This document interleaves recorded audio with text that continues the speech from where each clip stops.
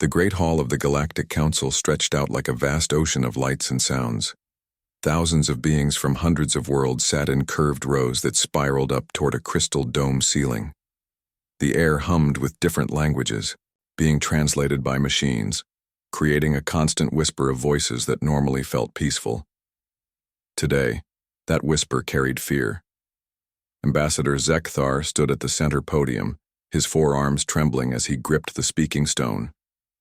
His blue skin had turned pale gray with worry, and his large black eyes reflected the emergency lights that flashed red throughout the chamber.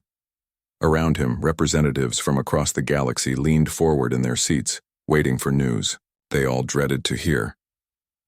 "Honored members of the Council," Zekthar began, his voice carrying clearly through the translation systems. "I bring word from the Outer Rim territories. The Korthak Empire has taken another system." A wave of shocked murmurs rolled through the assembly. The tall, crystal-like beings of the Zerion Collective made sharp clicking sounds of distress. The furry Bruthos warriors growled low in their throats. Even the floating energy forms of the Ethereal Collective dimmed with sadness. Zekthar raised one of his hands for silence. 3 days ago, the Korthak fleet arrived at New Viridian. The planet housed 12 billion souls from 17 different species. Today, he paused, struggling to find the words. Today, New Viridian is gone. The silence that followed was deafening. Gone did not mean conquered or occupied in the way most species understood war. When the Korthak took a world, they consumed everything on it. The cities, the forests, the oceans, even the air itself became fuel for their biomechanical war machines. What remained was a dead rock floating in space, stripped of all life down to the bacteria in the soil. "How long?" asked Chancellor Vexmore, of the Zerion Collective, her crystalline body pulsing with worried light. "How long did the planet last?" 6 hours, Zekthar replied quietly. "The evacuation ships managed to save perhaps 2 million beings before the Korthak hunting packs destroyed them. The rest..." He did not need to finish. The chamber erupted in panicked discussions. This was the fastest planet kill the Korthak had ever achieved. Their bioships were getting stronger, more efficient at their terrible work. At this rate, they would reach the core worlds within 2 cycles. High Counselor Mordan, an ancient being whose species had helped found the Council 3,000 years ago, stood slowly. His voice carried the weight of ages. "What of our military?" Response? "Surely the combined fleets can slow their advance." General Krath of the Bruthos stepped forward, his massive frame covered in battle scars. His people were the finest warriors in the galaxy, bred for combat on worlds where only the strong survived. "My lord, we have thrown everything at them." The Bruthos Third Fleet engaged the Korthak at the Helix Nebula. Of 500 ships, only 12 returned. The Zerion battle computers calculated perfect tactical solutions, added Chancellor Vexmore. "We sent our most advanced vessels with weapons that bend space itself. The Korthak adapted to every strategy within hours. Our ships could not even scratch their hulls." "What of the Ethereal Collective?" asked another voice from the crowd. "Surely, beings of pure energy can fight these monsters?" A shimmering form near the ceiling spoke in harmonics that the translators struggled to render into words. "We tried to enter their ships directly, to disrupt their organic systems from within. The Korthak have developed some kind of psychic shield. Our essence cannot penetrate their vessels. We are as helpless as flesh and bone." The panic in the chamber was growing. These were the most powerful civilizations in the galaxy, and all of them were failing. The Korthak seemed unstoppable, a force of nature that devoured everything in its path like a cosmic wildfire. Zekthar waited for the noise to die down before speaking again. "There is one more thing. Our long-range scouts have detected movement in the Korthak home territories. They are building something massive, something our sensors cannot fully understand. If they complete this weapon..." He shook his head. "The war will be over. All of our worlds will fall within a single cycle. Then we must evacuate the core systems," suggested someone from the crowd. "Move our populations to the far spiral arms beyond their reach." "There is nowhere beyond their reach," replied General Krath grimly. "The Korthak do not stop. They do not negotiate. They consume everything until nothing remains. We can run for 1,000 years, and they will follow us every step of the way. The debate continued for hours, but no one had any real solutions. The greatest military minds in the galaxy had already tried everything they could think of. Advanced technology, superior numbers, tactical brilliance, even weapons that violated the laws of physics. Nothing worked against the Korthak bioships. As the emergency session stretched into its 8th hour, a junior aide from the Villani delegation approached Zekthar with a datapad.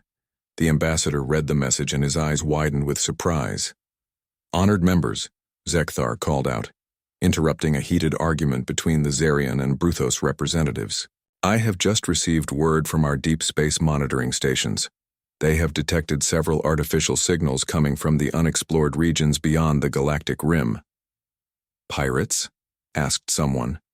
"Or perhaps refugees from worlds the Korthak have already consumed?" "Unknown," replied Zekthar. "The signals are unlike anything in our databases. They appear to be some form of electromagnetic communication, but using frequencies and patterns we have never seen before. What is most interesting is their origin point. They come from a region our star maps show as completely empty." High Counselor Morden leaned forward with interest. "Are you suggesting there might be an undiscovered civilization out there?" "It is possible, my lord. The signals are clearly artificial, but they do not match any known technology. If there are other beings beyond our borders, perhaps they possess knowledge or weapons we have not considered." A new murmur ran through the chamber, but this one carried a note of hope rather than despair. The idea that unknown allies might exist in the dark spaces between galaxies was almost too good to believe. "What do you propose?" asked Chancellor Vexmore. Zekthar took a deep breath. What he was about to suggest went against every protocol and safety regulation the Council had established. "I propose we activate the Deep Space Protocol, send distress beacons into the unknown regions, and hope that whoever is out there might be willing to help us." The chamber fell silent. The Deep Space Protocol was a desperate measure, created centuries ago but never used. It involved broadcasting the location of every Council world, along with detailed information about their civilizations, military capabilities, and resources. If the wrong beings received such a message, it could lead to invasion and conquest, on a scale that would make the Korthak look merciful. "You are suggesting we invite unknown aliens to our worlds?" asked General Krath. "Beings we know nothing about? This could be worse than the Korthak." "With respect, General," replied Zekthar, "I do not see how anything could be worse than complete extinction. We are asking strangers for help because we have no one else left to ask." The debate that followed was brief but intense. In the end, the vote was close. Barely half the Council agreed to the desperate measure. But it was enough. Within hours, powerful transmitters across Council space began broadcasting the same message into the cosmic void. The signals carried mathematical proofs, star charts, cultural exchanges, and most importantly, a simple plea for help from civilizations facing annihilation. The messages raced outward at the speed of light, carrying the hopes and fears of trillions of beings. They passed dead systems where the Korthak had already fed, crossed empty spaces between stars, and finally disappeared into the mysterious regions beyond the galactic edge. Most Council members did not expect any response. Space was vast, and the chances of finding help in the darkness seemed impossibly small. But they had tried everything else, and sometimes hope was all that remained when facing the end of everything they had ever known. Far away, in a small yellow star system on the very edge of nowhere, the first distress signal was received by a species that had never heard of the Galactic Council, the Korthak Empire, or the war that was consuming the galaxy. The signal reached Earth on a Tuesday morning, and everything changed. Lieutenant Commander Jake Morrison was having a normal Tuesday morning until the universe decided to change everything. He sat in the Deep Space Monitoring Station orbiting Earth's moon, drinking his third cup of coffee and watching the endless stream of data from radio telescopes scattered across the solar system. Most days the job was boring. Space was mostly empty, and the few signals they picked up were usually just radiation from distant stars or echoes from their own satellites. Today was different. The first signal came through at exactly 0942 Earth Standard Time. Jake almost missed it because he was reading a message from his wife about their daughter's soccer game. The computer made a soft beeping sound to indicate an unusual reading, but Jake had heard that beep 1,000 times before.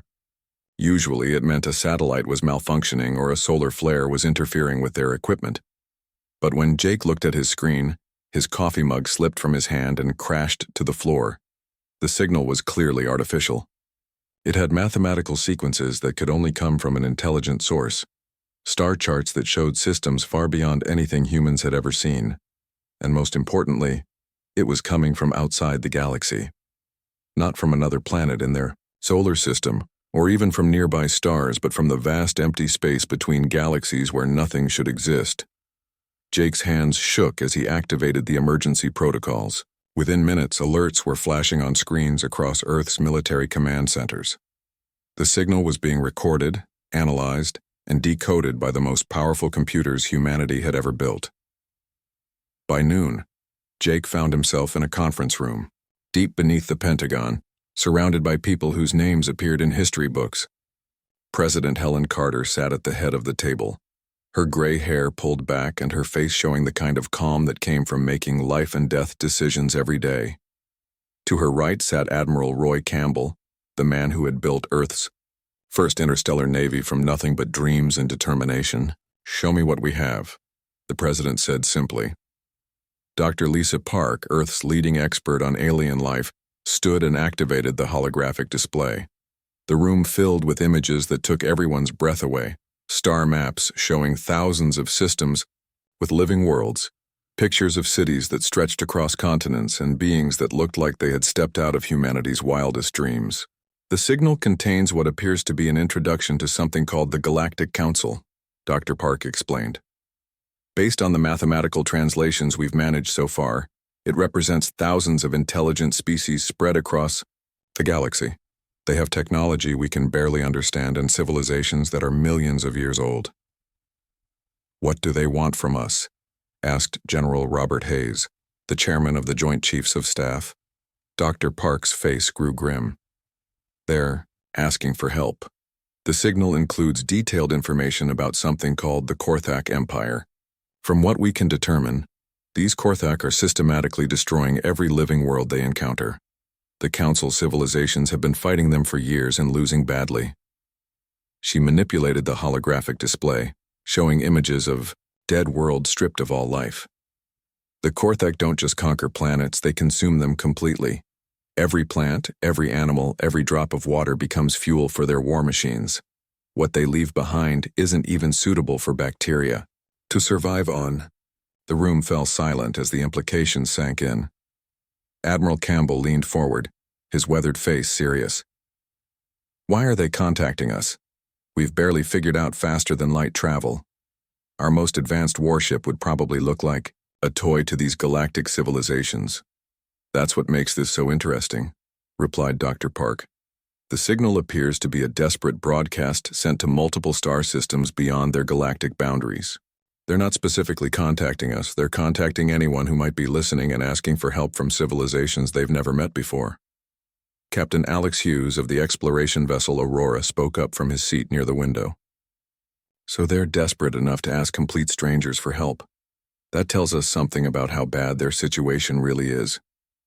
"The question is," said President Carter, "what can we possibly do to help? If these advanced civilizations with their incredible technology can't stop this threat, how could we make any difference?" Dr. Park changed the display again, showing detailed scans of the Korthak bioships. "This is where it gets interesting. Based on the technical data in the signal, the Korthak appear to use organic technology. Their ships are grown rather than built, and they adapt to new threats very quickly. The Council races have been fighting them using traditional tactics, superior technology, numerical advantages, defensive positions." Admiral Campbell studied the images carefully. "And none of that is working?" "Apparently not. Every time the Council develops a new weapon or strategy, the Korthak adapt within hours. It's like fighting an enemy that learns from every battle and becomes stronger each time. But we wouldn't fight them the same way. Captain Hughes said, quietly. Everyone turned to look at him. I mean, think about it. These galactic civilizations have probably been living in peace for thousands of years. They've never had to deal with real warfare, the kind where survival depends on being more ruthless than your enemy. General Hayes nodded slowly. The captain has a point. Earth has never known true peace. We've been fighting wars for our entire history.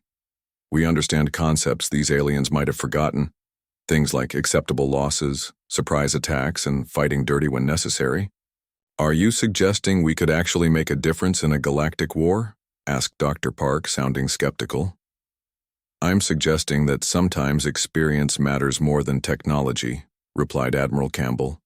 These Korthak might be adapted to fighting civilized opponents who follow rules and try to minimize casualties. They might not know how to deal with an enemy that fights like humans fight. President Carter stood and walked to the window, looking out at the city beyond. Even if we could help, sending our forces into unknown space to fight aliens is an enormous risk. We could be flying into a trap, or we might make enemies of both sides. The American people deserve to know what we're considering. With respect, Madam President, said Captain Hughes, this isn't just about America anymore. If this signal is genuine, we're talking about the survival of entire civilizations. Billions of intelligent beings are dying while we sit here debating politics. The President turned back to face the room. I'm not debating politics, Captain. I'm trying to make a decision that won't get our entire species killed. We know nothing about these aliens except what they've told us in a single message. For all we know, this could be an elaborate trick to lure us away from Earth so they can invade our home system. Dr. Park shook her head. The mathematics check out, and the signal contains information that would be impossible to fake.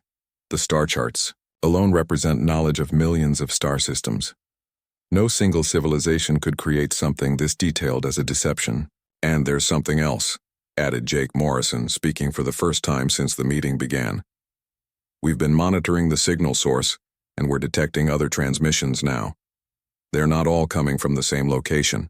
It looks like multiple civilizations are broadcasting distress calls from different parts of the galaxy.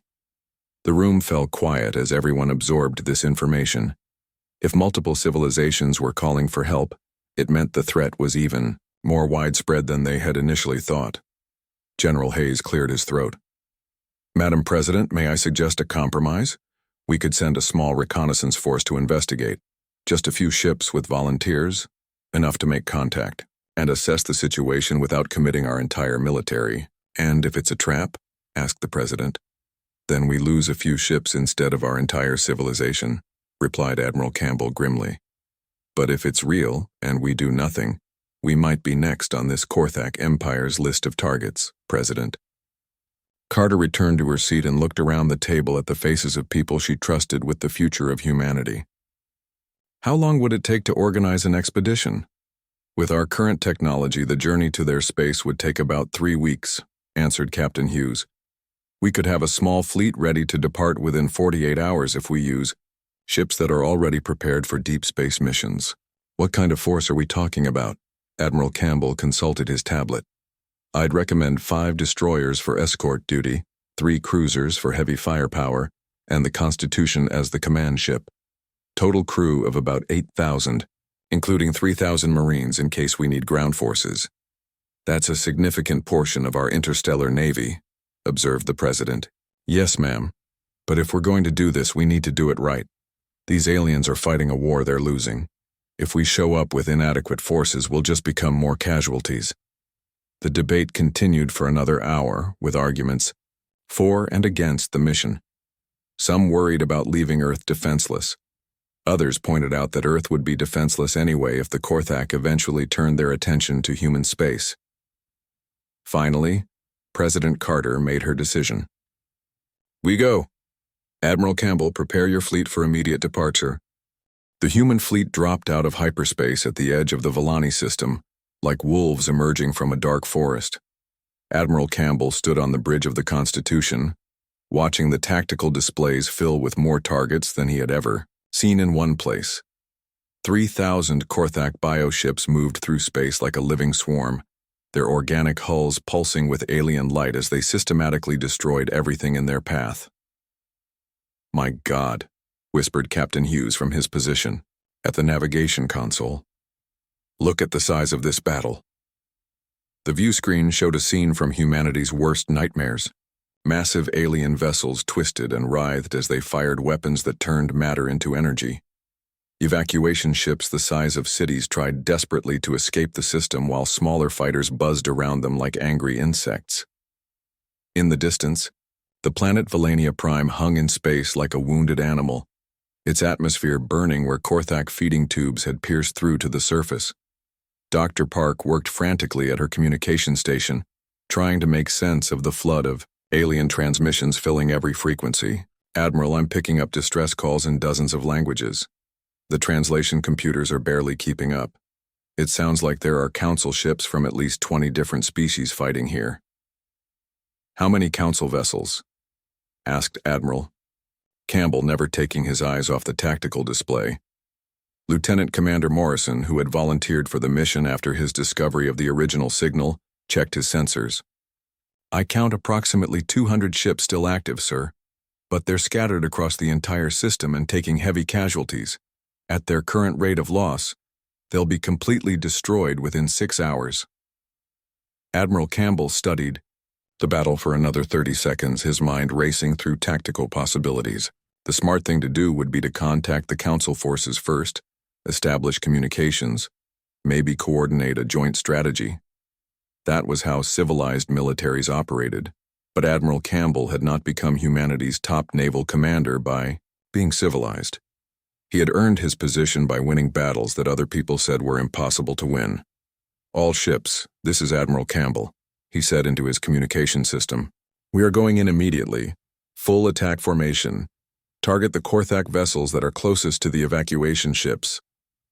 "Sir," said Captain Hughes, his voice carefully controlled, "shouldn't we try to contact the Council forces first? Let them know we're here to help?" "Captain, those evacuation ships are dying right now while we stand here talking. We can introduce ourselves later." The Admiral turned to his weapons officer. "Commander Stone, I want every gun on every ship ready to fire. We're going straight into the middle of that mess." "Admiral," Dr. Park called out from her station, "the translation computer has managed to decode some of the Council communications. They're calling the Korthak ships adaptive bioforms that learn from every attack. Apparently no weapon has worked against them for more than a few minutes before they develop defenses. Then we'll just have to hit them with everything at once before they can adapt," replied Admiral Campbell. "All ships prepare for combat acceleration. We're going in fast and hard." The human fleet accelerated toward the battle at speeds that would have been impossible for most alien crews to survive. Human bodies evolved on a world where gravity tried to crush them every day, could handle forces that would kill most galactic species. The ships themselves were built like the humans who flew them. Tough, simple, and designed to keep fighting even when everything went wrong. As they approached the combat zone, the first Korthak vessels noticed the newcomers. Bioships the size of skyscrapers turned toward the human fleet, their organic sensors trying to identify these strange new opponents. The Korthak had fought the crystal ships of the Xerion Collective, the energy weapons of the ethereal beings, and the advanced fighters of a dozen other species. They had adapted to every threat and developed defenses against every weapon, but they had never seen anything like human warships. The Constitution opened fire first. Her main guns were simple kinetic weapons that fired solid metal slugs at a significant fraction of light speed. No fancy energy fields, no exotic particles, just chunks of dense metal moving very fast. The Korthak bioship that took the first salvo simply exploded, its adaptive armor useless against weapons it had never encountered before. "Direct hit!" shouted Commander Stone. "Enemy vessel destroyed!" But Admiral Campbell was already moving, on to the next target. "Don't celebrate yet, Commander. Dr. Park warned us they adapt quickly. All ships spread out and engage multiple targets simultaneously. Don't give them time to figure out what we're doing."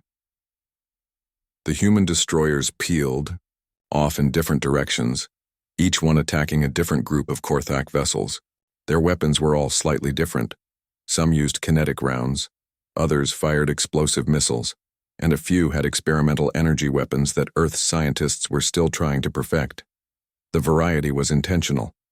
If the enemy could adapt to one type of attack, they would have trouble adapting to 5 different types at once. Captain Sarah Blake commanded the destroyer Aurora and led the attack on a cluster of Korthak ships that were hunting down Council evacuation vessels. Her crew had trained for this moment their entire careers, but nothing could have prepared them for the reality of alien combat. "Target the big one first," she ordered her weapons officer. "The one that looks like a giant spider." "Ma'am, that spider thing is launching some kind of fighters," reported her tactical officer. "Small organic vessels moving very fast." "Then we shoot the fighters too," Blake replied calmly. "This is what we came here to do." The Aurora dove into the swarm of Korthak fighters like a shark attacking a school of fish. Her point defense, guns designed to shoot down missiles and debris, proved devastatingly effective against organic opponents that had never faced rapid-fire projectile weapons. The alien fighters tried to adapt, growing thicker armor and changing their flight patterns, but human weapons were too different from anything they had encountered before. Meanwhile, Commander Ryan Foster led a squadron of human fighters in an attack on the Korthak ships that were feeding on Valania Prime itself. His pilots flew in formations that made no sense to alien tactical computers, weaving, spiraling, and diving in patterns that seemed random but were actually based on combat techniques developed in Earth's deadliest wars. "These things are trying to lock onto us with some kind of biosensors," Foster reported over the radio. "But every time they get a lock, we change direction and they lose us again." "Keep it up," replied Admiral Campbell from the Constitution. "Make them work for every shot." The battle raged for 2 hours with human ships darting in and out of the Korthak formation like wasps attacking a bear. The aliens tried to adapt to human tactics, growing new weapons and developing new defenses, but humans had one advantage that no other species in the galaxy possessed. They were used to fighting opponents who adapted and learned. Every war in human history had been fought against other humans, who were just as intelligent and adaptable as themselves. Human military doctrine was built around the assumption that the enemy would learn from their mistakes and counter every strategy. So human commanders always had backup plans, alternative tactics, and the willingness to completely change their approach in the middle of a battle. When the Korthak developed armor that could stop kinetic weapons, human ships switched to explosive missiles. When biosensors learned to track human flight patterns, the pilots started flying in completely random directions. When organic point defense systems began shooting down human fighters, the humans started ramming their damaged ships directly into Korthak vessels. The alien council forces, who had been retreating in despair just hours before, watched in amazement as these unknown newcomers fought with a ferocity that defied all understanding. Captain Gentar, a Valani pilot who had been preparing to die defending the last evacuation ship, found herself flying alongside human fighters who moved through space like they were dancing with death itself. "Who are these beings?" she transmitted to her squadron leader. "They fight like they have no fear of dying." "I don't know," came the reply, "but they're saving our people. Stay close to them and follow their lead." The tide of battle was turning, but Admiral Campbell knew they were running out of time. Long-range sensors showed more Korthak reinforcements approaching from the outer system, and his ships were starting to take serious damage. Worse, the enemy was beginning to adapt to human weapons and tactics. The next wave of bioships might be immune to everything in the human arsenal. That was when the real nightmare appeared. The Harvester emerged from behind Valania Prime like a moon that had learned to move. It was larger than any ship Admiral Campbell had ever imagined, its biomechanical surface covered with feeding tubes that stretched down to the planet's surface. As the humans watched in horror, the creature began consuming the planet's atmosphere, turning the very air into energy for the Korthak war machine. "Dear God," whispered Dr. Park from her station, "it's eating the entire planet." Billions of people were still trapped on Valania Prime, hiding in underground shelters and hoping for rescue. The human fleet charged toward the Harvester like bullets fired from the darkness of space. Admiral Campbell stood on the bridge of the Constitution, watching as the massive biomechanical creature grew larger on his view screen with each passing second. Up close, the thing was even more terrifying than he had imagined. Its surface writhed with organic machinery that pulsed like a diseased heart, and hundreds of feeding tubes reached down to Volania Prime like the tentacles of some cosmic monster. "All ships report ready for final attack," announced Captain Hughes from his position at the communications console. "But Admiral, our weapons barely scratched the smaller Korthak ships once they adapted. How are we supposed to damage something that size?" Admiral Campbell studied the tactical display, his mind racing through possibilities that all seemed hopeless. The Harvester was protected by energy shields that could stop planet-killer weapons, and its bioarmor was already adapting to human projectiles. Every conventional attack would fail within minutes, but Admiral Campbell had not survived 30 years of military service by thinking conventionally. "Commander Stone," he called to his weapons officer, "what's the status on our nuclear arsenal?" "All missiles ready, sir, but our largest warheads would be like throwing rocks at a mountain against something that size." "Not if we put them in the right place," replied the Admiral. He turned to Dr. Park at her science station. "Doctor, you've been analyzing that thing since it appeared. Where are its weak points?" Dr. Park's hands flew over her controls, pulling up detailed scans of the Harvester. The feeding tubes appear to be its primary vulnerability. They're organic conduits that carry processed matter directly to its main digestive systems. If we could damage enough of them simultaneously, we might be able to disrupt its feeding process. "And then what?" asked Captain Hughes. "Then it would have to use its own stored energy to maintain life functions instead of drawing power from the planet. Given its size, that might only buy us a few hours, but it would stop the immediate consumption of Volania Prime." Admiral Campbell nodded slowly. "All ships, new target priorities. Forget the main body of that creature. Focus all fire on the feeding tubes connecting it to the planet's surface. Concentrate on the largest tubes first." The human fleet spread out in attack formation, each ship targeting a different section of the Harvester's feeding apparatus. As they opened fire, the creature's defenses responded immediately. Biomechanical weapons emerged from its hull like flowers blooming in fast motion, sending streams of corrosive energy toward the attacking ships. Captain Sarah Blake pulled her destroyer Aurora into a steep dive, barely avoiding a plasma beam that would have vaporized her entire crew. "These defensive weapons are tracking us perfectly," she reported over the radio. "It's like the thing can predict where we're going to be." "Then don't go where it expects," replied Commander Ryan Foster from his fighter squadron. "Everyone, switch to random evasion patterns. Don't fly in straight lines, don't follow standard attack vectors, just keep moving and keep shooting." The human pilots began flying in ways that violated every rule of space combat they had ever learned. They spiraled through 3 dimensions, changed direction without warning, and performed maneuvers that would have killed pilots from any other species. But humans had evolved on a world where predators could strike from any direction, and their reflexes were honed by millions of years of avoiding death. Meanwhile, the alien council forces watched in amazement as these unknown beings fought with tactics that made no tactical sense but somehow worked. Captain Gentar of the Volani Defense Force found herself flying alongside a human fighter pilot who was spinning his ship like a corkscrew while firing missiles in seemingly random directions. "Human pilot," she transmitted on the emergency frequency. "Your flight pattern appears chaotic. Do you require assistance with navigation?"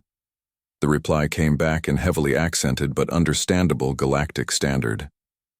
"Negative, alien friend. Chaos is the point. These biocomputers can't predict crazy." As if to prove his words, the human fighter suddenly flipped upside down and fired a spread of missiles directly into one of the Harvester's major feeding tubes. The explosion sent shockwaves through the creature's entire structure, and several smaller tubes disconnected from the planet's surface. "Direct hit!" shouted Commander Stone from the Constitution. "That feeding cluster is down." But the Harvester was already adapting. New defensive weapons sprouted from its hull, these ones designed specifically to counter human tactics. Biomechanical, fighters launched from organic hangar bays, their living pilots capable of matching human unpredictability with their own chaotic flight patterns. "Admiral," reported Dr. Park urgently, "the creature is learning from our attacks faster than expected. Its defensive systems are evolving to counter our weapons and flight patterns. At this rate, we'll be completely neutralized within 30 minutes. Admiral Campbell watched as his fleet took heavier casualties with each passing minute. The Aurora had lost her forward shields and was leaking atmosphere from multiple hull breaches. 2 of his destroyers were down to emergency power, and even the mighty Constitution was showing damage from the Harvester's increasingly accurate defensive fire. "We need a new strategy," he muttered. Then his eyes widened as a desperate idea formed in his mind. "Dr. Park, does that thing have any kind of central nervous system?" "Preliminary scans suggest it does, sir. All biomechanical organisms require some form of central coordination system, but it would be deep inside the creature's core, protected by meters of organic armor and energy fields." "How deep inside?" Dr. Park consulted her readings. "At least 2 kilometers from the surface, sir. No weapon we have could penetrate that far, and even if we could, the central core is probably the size of a city. We'd need massive explosive charges placed directly against the nerve clusters to cause any real damage." Admiral Campbell turned to Captain Hughes. "How many Marines do we have available for boarding actions?" "Sir?" Hughes looked confused. "Are you suggesting we board that thing? It's the size of a small moon, and it's covered with defensive weapons that can vaporize our ships." "I'm suggesting we do what humans do best," replied the Admiral grimly. "We get up close and personal with our enemies." He activated the ship-wide communication system. "All vessels, this is Admiral Campbell. I need volunteers for a boarding mission. We're going inside that creature to plant nuclear charges in its central nervous system. This is a one-way trip, people. Anyone who goes in probably won't be coming. Back out." The response was immediate and overwhelming. Every ship in the fleet reported full volunteer rosters within minutes. Marines who had never seen alien combat before stood alongside veterans of Earth's colonial wars, all united by the simple human belief that some things were worth dying for. Colonel Beth Warren, commander of the Constitution's Marine Battalion, stepped forward. "Admiral, my people are ready. But how do we get inside that thing without being killed by its defenses?" "We use the feeding tubes," replied Admiral Campbell. "Dr. Park's scans show they lead directly to the creature's digestive systems, which connect to the central nervous cluster. If we can get inside one of the damaged tubes, we might be able to fight our way to the core." Dr. Park looked horrified. "Sir, those tubes are filled with digestive acid strong enough to dissolve metal. The internal atmosphere is toxic to all known forms of life. Even in full environmental suits, our people would have maybe 20 minutes before the acid eats through their armor." "Then we'd better move fast," replied Colonel Warren, checking her weapon and sealing her helmet. "Admiral, give us the biggest nuclear charges you have. If we're going to die in there, we might as well make it count." As the Marines prepared for their desperate mission, the battle around the Harvester continued to rage. Human ships darted between the creature's defensive weapons, drawing fire away from the small assault shuttles that carried Colonel Warren's boarding party. The shuttles were tiny compared to the massive biomechanical monster, but they moved with the speed and determination of bullets fired from humanity's collective will. The lead shuttle, piloted by Captain Blake herself, approached the largest, damaged feeding tube at maximum acceleration. "Hold on back there," she called to the Marines in the passenger compartment. "This is going to be a rough landing." The shuttle disappeared into the organic tunnel like a pill being swallowed by a giant throat, carrying 25 human Marines into the belly of nightmare itself. Behind them, the battle continued as their comrades fought desperately to buy them time. Inside the feeding tube, Colonel Warren and her team found themselves in a living hell of digestive acids and organic defenses that attacked anything that entered the creature's body. But they pressed forward anyway because that was what humans did. When faced with impossible odds and certain death, they kept fighting until the very end. The fate of billions depended on whether 25 Marines could plant explosives in the heart of a creature the size of a city while being dissolved by acid and attacked by the monster's immune system. For the first time since arriving in alien space, Admiral Campbell allowed himself to hope. If anyone could accomplish the impossible, it was human Marines with nothing left to lose. The explosion that destroyed the Harvester lit up the Villani system like a newborn star. Colonel Beth Warren and her Marines had succeeded in their impossible mission, planting nuclear charges throughout the creature's central nervous system. before the digestive acids ate through their armor. The blast sent shockwaves across space that could be felt by ships hundreds of kilometers away. Admiral Campbell watched from the bridge of the Constitution as the massive biomechanical monster tore itself apart from the inside. Chunks of organic matter the size of buildings flew through space, and the feeding tubes connecting it to Valania Prime snapped like broken cables. For the first time in days, the planet's atmosphere stopped burning. All Korthak vessels are retreating, reported Lieutenant Commander Morrison from his sensor station. The destruction of the Harvester seems to have triggered some kind of panic response. They're jumping to hyperspace as fast as they can. Let them run, replied Admiral Campbell quietly. We've got more important things to do right now. The human fleet turned its attention to rescue operations, working alongside council ships to evacuate survivors from Valania Prime. The planet's surface was scarred and poisoned, but billions of people had survived in underground shelters. Human medical teams worked side by side with alien doctors, treating injuries that no Earth physician had ever seen before. Dr. Park had barely slept in 3 days, moving between ships to help establish communication protocols with the various council species. The translation computers were working overtime to handle dozens of different languages, but the basic message was the same everywhere she went: gratitude mixed with amazement that unknown aliens had risked everything to help strangers. 3. Days after the battle, representatives from across the galaxy gathered aboard the damaged Constitution for a meeting that would change the course of galactic history. The human ship's conference room had been hastily modified to accommodate beings of different sizes and atmospheric requirements, creating a scene that looked like something from a dream. Ambassador Zekthar of the Villani led the alien delegation, his blue skin still pale from the stress of recent events but his large black eyes bright with hope. Beside him sat Chancellor Vexmore of the Zerion Collective, her crystalline body pulsing with curious light patterns as she studied the humans with scientific interest. On behalf of the Galactic Council, Zekthar began through the translation. System, I offer our deepest gratitude to the people of Earth. Your intervention saved not only Valania Prime, but showed us that the Korthak can be defeated. For the first time in years, we have hope. Admiral Campbell nodded respectfully from his position at the head of the table. We're honored to have helped, Ambassador, but I have to ask, what happens now? Our intelligence suggests the Korthak Empire is much larger than the force we encountered. Here, they'll be back, probably with reinforcements. General Krath of the Bruthos, his massive frame covered in fresh battle scars, leaned forward. The Admiral speaks truth.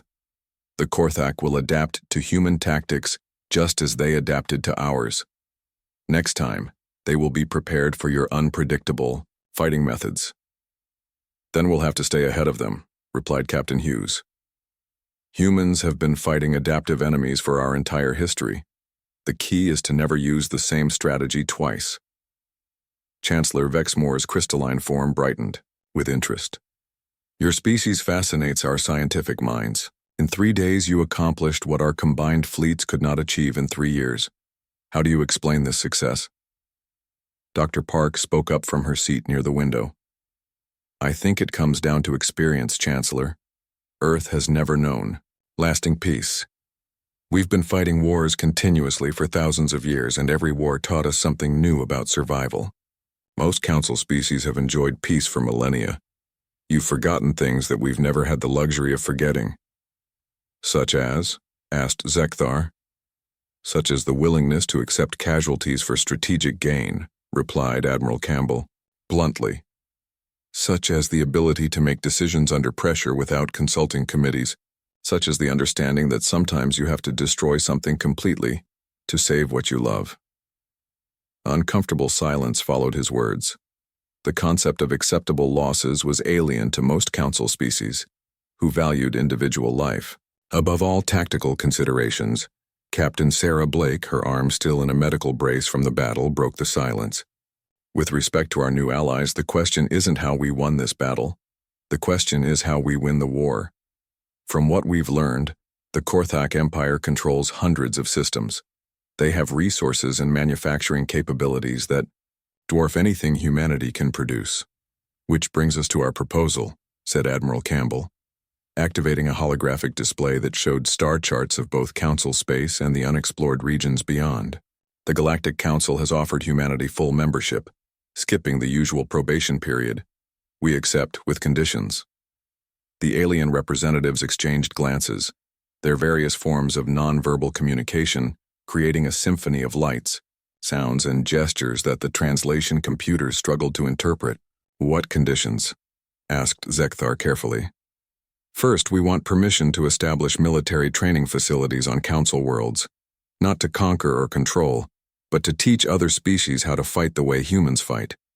Your people have incredible technology and resources, but you need to relearn the skills that peace made you forget. Chancellor Vexmore's light patterns shifted to what Dr. Park had learned indicated deep thought. You wish to teach other species to be more like humans? We wish to teach them to survive, replied Admiral Campbell. The Korthak won't stop with the Outer Rim territories. Eventually they'll reach the core worlds, and when they do, advanced technology won't be enough. You'll need the will to fight dirty, to take risks, to make hard choices. General Krath growled softly, which Dr. Park's cultural database indicated was approval among his species. The Bruthos would welcome such training. We have forgotten much in our years of peace. Second, continued Admiral Campbell, we want to establish joint fleet operations. Human ships with mixed crews of human and council personnel. Our people can learn your technology while your people learn our tactics. And third, added Captain Hughes, we want full access to council intelligence regarding Korthak operations. If we're going to hunt them down and eliminate the threat, we need to know everything about their empire, their technology, and their plans. The debate that followed lasted for hours, with representatives consulting their governments across quantum communication links that spanned the galaxy. Some council species were hesitant to share military secrets with aliens they had just met. Others worried about the implications of teaching human-style warfare to peaceful civilizations. But in the end, the memory of burning worlds and dying evacuation ships made the decision inevitable. The Galactic Council accepts your conditions, announced Zekthar formally. Welcome to the galactic community, people of Earth. May your alliance with us bring peace to both our civilizations. As the formal ceremonies concluded, Dr. Park found herself standing at an observation window, watching as human and alien ships worked together to repair battle damage. Engineers in environmental suits moved between vessels, sharing technology and techniques that had been developed on opposite sides of the galaxy. Captain Hughes joined her at the window. Nervous about what we've gotten ourselves into? Excited, actually, replied Dr. Park. We've just become part of something bigger than Earth, bigger than our solar system. Humanity is about to spread across the galaxy, not as conquerors, but as protectors. Think we can really make a difference? Dr. Park smiled as she watched a human Marine teaching a group of Villani soldiers how to perform emergency repairs under combat conditions. Captain, we just convinced an entire galactic civilization to change the way they think about warfare. We destroyed a weapon that had been terrorizing the galaxy for years. And we did it all because someone asked for help, and we decided to answer. She turned away from the window and headed for the door. Now, if you'll excuse me, I have to prepare briefing materials for the next phase of operations. Intelligence reports indicate Korthak activity in the Rigel sector, and Admiral Campbell wants to investigate. As she left, Captain Hughes remained at the window, watching the mixed fleets prepare for departure. In the distance, long-range sensors detected new signals from the galactic edge, more distress calls, more civilizations in need of help. But this time they wouldn't be facing the darkness alone. The human ships changed course toward the new threats, carrying hope to those who had lost it and bringing light to the darkest corners of space. Behind them, the first human military academies were already being established on Council worlds, where alien species would learn the hard lessons that Earth had taught its children. The galaxy would never be the same. President Carter's words, broadcast across Earth just days before, had proven prophetic. Today, humanity took its place among the stars not as conquerors but as protectors. We answered a call for help from people we'd never met, fighting monsters we'd never seen. We did it because it was right. And we'll keep doing it no matter what darkness emerges from the void.